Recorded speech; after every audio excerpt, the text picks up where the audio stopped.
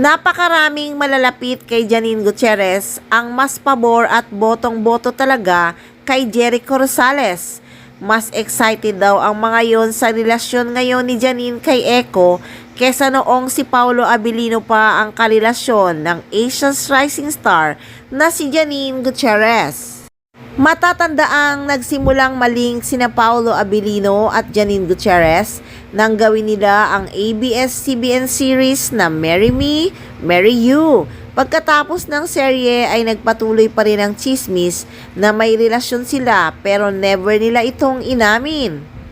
Actually, noong unang naghiwalay sina Janine at Paolo at nagkabalikan nga, ay marami na nga ang kumontra sa desisyon ng dalaga na tanggapin uli ang aktor.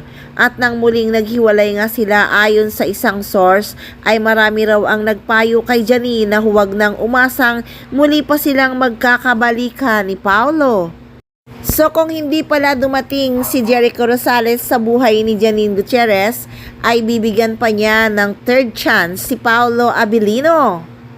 Dahil hindi naman maikakaila na binigyan niya ng second chance ang aktor.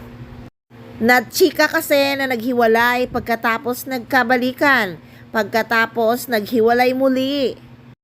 Totoong nag-break daw talaga noon for a while sina Paolo Abilino at Janine Gutierrez na tumagal din daw ng ilang buwan.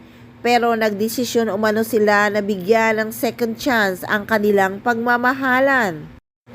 Pero ang second chance na yon ay nauwi din sa hiwalayan. May lumabas din talaga kasing chika na sumasakay lang daw si Paolo noon sa issue sa kanila ni Kim Chiu para sa promo ng kanilang serye. Pero naapektuhan daw talaga ang relasyon ni Paolo kay Janine Gutierrez. Marami pang umasa noon na may third chance pa sina Paolo Abilino at Janine Gutierrez. Pero dumating na nga sa buhay ni Janine si Jericho Rosales. Kaya naman nung dumating daw sa buhay ni Janine si Eco ay sobrang marami ang natuwa.